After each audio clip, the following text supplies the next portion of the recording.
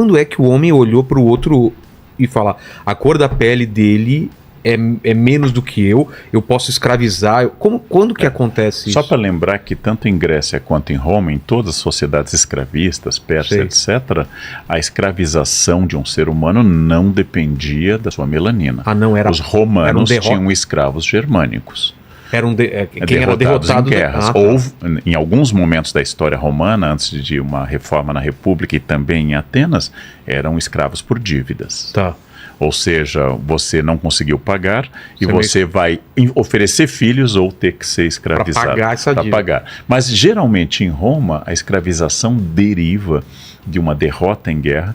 E aí um romano, ele trata o escravizado não exatamente pela aparência. O romano, por exemplo, vai comprar no mercado um professor de grego para os seus filhos. Então comprar? Lá porque ele tem gregos escravizados, ele escolhe, preciso de um professor de grego bem formado. Aí capturamos essa cidade e tem esses professores. Então, por exemplo, grandes filósofos como Epicteto foram escravizados. Epicteto é um filósofo estoico da época de Nero. Ele foi escravizado. Por exemplo, grandes personagens intelectuais foram escravizados. E não era uma questão de pele ou de etnia. Os romanos têm escravizados loiros de olhos azuis. Não? A palavra eslavo, ou seja, os habitantes do leste europeu, deriva de escravo. Porque eram escravizados os eslavos em grande quantidade. Então, associar o escravizado à pele é um fenômeno mais recente, da Idade Moderna. A partir da Idade Moderna, no mundo ocidental, escravizados são afrodescendentes. E indígenas também. O indígena foi escravizado desde o início, mas o indígena tem uma questão. Quando se inventa que o indígena é preguiçoso, é uma justificativa porque o indígena não dá o lucro que o africano dá, porque não tem o comércio de tráfico. O tráfico de seres humanos é a maior fonte de renda da colônia. O tráfico, as maiores fortunas da colônia não são os donos de engenho, são os traficantes. Quando você olha aqueles casarões do Pelourinho, na Bahia, restaurados, ali moravam traficantes. Os caras, o que é a droga hoje, os traficantes de droga... O traficante é o grande milionário do período colonial, e claro que há ricos das minas, há ricos também de grandes fazendas, mas o traficante de escravos é inclusive o emprestador de dinheiro, é o capital financeiro do período colonial. Até 1850, até o fim forçado do tráfico, eles são uma grande fonte de renda. Então, os indígenas não constituem essa rede internacional. Os indígenas são próprios de áreas pobres, como Maranhão e São Paulo, que não podendo comprar escravizados africanos, áreas pobres, São Paulo e Maranhão, vão ter muita escravização indígena. Mas por que a opção da África, por exemplo, como polo de... Bom, aí é uma questão que o Laurentino Gomes explica melhor do que eu possa explicar nos seus sempre recomendáveis volumes de divulgação dessa ideia. A partir do momento que o Estado europeu precisa de braços no novo mundo, ele está conquistando portos na África de exportação de seres humanos. A escravização existe na África há bastante tempo. Ela é uma instituição, inclusive, só que, graças à presença europeia, ela se torna uma máquina produtora. Mas antes dos europeus eram derrotados Tem várias origens. Por exemplo, tribo derrotava outra e escravizava, exatamente. Ou simplesmente de caçadores que iam ao interior e pegavam outros grupos. Ou em sociedades islâmicas, onde a escravidão sobrevive até o século XX. Então, nós temos escravizados no mundo islâmico até o século XX. Ele continuou, porque era uma instituição cultural prevista e faz parte desse sistema. Agora, a partir da Europa, o que acontece é que esse sistema se torna um sistema definidor de todo o continente. Entendi. É como se agora eu pudesse dizer assim, sempre houve consumidores de drogas no Brasil, mas de repente chega a figura do traficante, e este vai reorganizar a economia, a força política. em torno do comércio atlântico de escravizados. E todo mundo ganhou, né? Todo mundo ganhou. Alguns países que foram grandes traficantes, como Inglaterra e Holanda, por vários motivos que daria outro programa, foram abandonando isto. Aliás, assista um programa que a gente fez sobre escravização aqui no Brasil, que a gente fala muito sobre isso. E esses países foram abandonando, a Holanda e a Inglaterra. E outros como Portugal um grande escravizador de comunidades. E os navios com brasileiros ou portugueses, eles iam e voltavam. O comércio triangular, que a gente chama, por exemplo, anglo-saxão. Saíam de Portugal, iam para a África e vinham para o Brasil. Hoje nós sabemos que o comércio horizontal é muito frequente na colônia. Esse é um debate muito grande. Ou seja, as relações entre Luanda e Salvador, entre Angola e a Bahia, são muito fortes. Ou seja, aqui se cria um sistema que não passa mais diretamente por Lisboa. Já é direto? Quando os holandeses conquistam o Nordeste, primeira tentativa, tomam Salvador e depois são expulsos de lá, quando voltam em 1630, os holandeses têm uma visão muito prática do mundo. Conquistam grande parte do Nordeste, do norte da Bahia, até quase o que hoje é Maranhão e Ceará, os holandeses conquistaram. Toda a região açucareira de Pernambuco. Eles perceberam uma coisa: isso aqui não vale nada se nós não conquistarmos Angola. Sério? E aí os holandeses mandam uma frota para Angola. Para dominar o tráfico. Para dominar o tráfico. Porque não existe Brasil, como diz o padre Antonil num documento do século XVIII, o escravo, ele usava a expressão que hoje nós não usamos mais, o escravo constitui nas mãos e nos pés do senhor de engenho. Então, a partir desse momento... Se não houvesse escravidão, não existia a exploração do Brasil de qualquer tipo de... Não tem como fazer com a cana-de-açúcar, que é uma gramínea exótica, né? Não é do Brasil, não tem como você fazer em larga escala essa monocultura e o engenho, se não houver mão de obra em larga escala.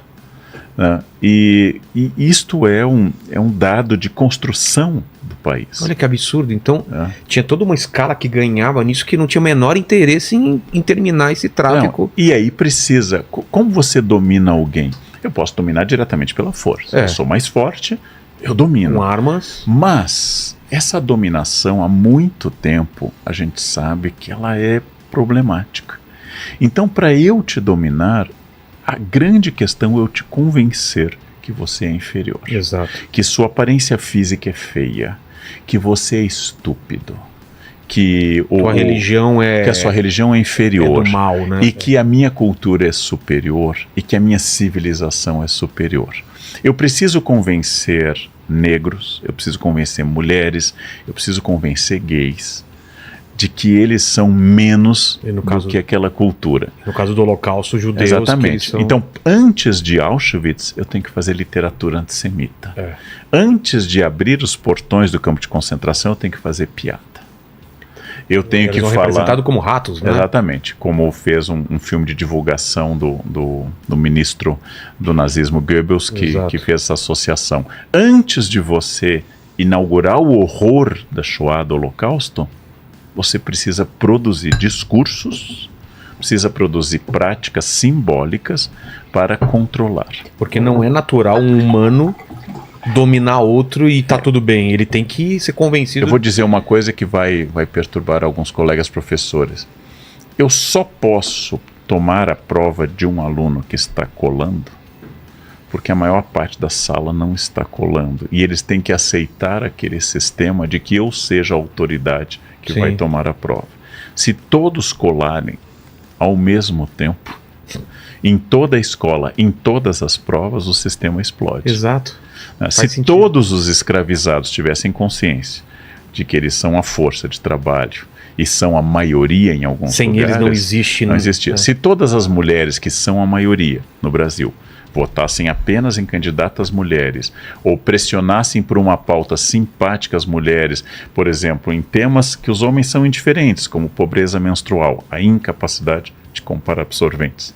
É um tema que o homem nunca vai se preocupar. Claro. Mas se todas as mulheres pressionassem, é diferente. Mas eu tenho que convencer... Imagina se o homem mensurasse, ia ter absorvente em cada esquina. Ia ser um ponto de masculinidade, né? Eu perco meio litro, eu perco 1,5 litro sem tirar de dentro. Nossa, eu perco 1,5 litro de sangue e tô bem aqui, olha aqui. É verdade. Quer dizer, se os homens tivessem cólica menstrual, a analgesia da cólica estaria muito mais avançada. Né? O que significa isso? Eu tenho que convencer que você é inferior. Eu tenho que convencer. Eu tenho que convencer que as posições... Eu já fui diretor de uma escola, de centro de cursos, e às vezes eu contratava uma professora. E se a professora, além de competente, fosse jovem e bonita, eu sabia que ia ter reação. Já por ser mulher, mas se fosse jovem... Sempre vem levantando questões. E como ela chegou até lá? Colocava uma mulher jovem, bonita e muito competente para dar uma aula, eu sabia que na avaliação ia aparecer. E eu assistia às aulas.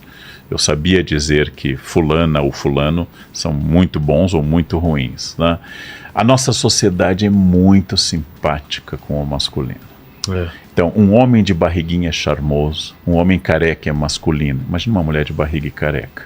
Quem é aquele gente? Sean Connery, com 85, quase 90, era considerado... Fazia par romântico com Fazia par romântico. 25. Não há uma mulher de 90 que os homens... Olha que sedutora.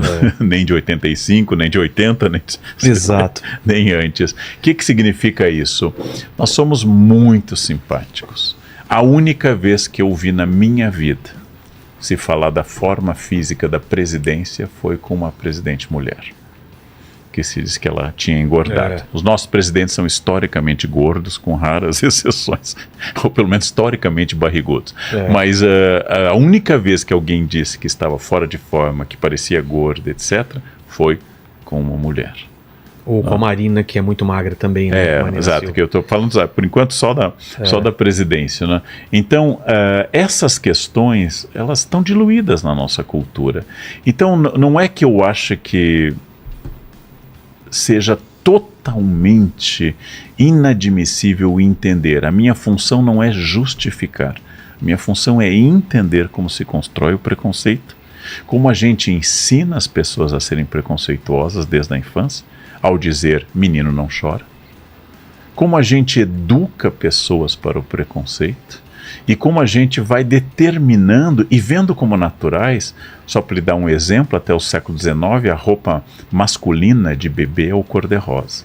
E aí passa a ser o azul. E aí a gente acha, por exemplo, até o século XIX, todas as noivas casam com a melhor roupa que elas têm.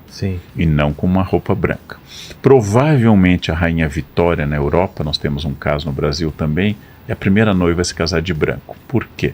Quando ela se casa com o Príncipe Albert, ela é muito baixa e tem um problema de segurança. Então ela tem que usar uma roupa que ninguém esteja usando, para ser vista pela segurança, que é o branco. É por isso? E graças a isso, Vitória se casou com o Príncipe Albert de branco. A partir daí, se a rainha se casou de branco, vamos nos casar de branco, passa a ser o símbolo da pureza, da virgindade. E você diz, não, sempre foi assim, noiva de branco. Na China, o branco é luto, o vermelho é a cor da vida. Os indianos enterram, cremam, os indianos hindus, cremam seus corpos dos mortos com os homens vestindo branco. O filho mais velho rapa a cabeça, veste branco. Mulher não vai à cremação, porque ela vai chorar e o espírito vai ficar perturbado. Mais uma constituição. Quando se faz a cremação, por exemplo, em Varanasi, à beira do rio Ganges, naqueles gatos, naqueles portões finais, está o filho mais velho com a cabeça rapada e vestido de branco. É a cor da morte. Quando você perde o sangue e a vida, você fica de branco. Então ele vai botar branco, que é o símbolo do luto. Então, assim, o que significa isso? E voltando à ideia, o preconceito é uma construção histórica. Se é uma construção histórica e humana, ele pode ser desfeito. Se a gente passar a pensar numa postura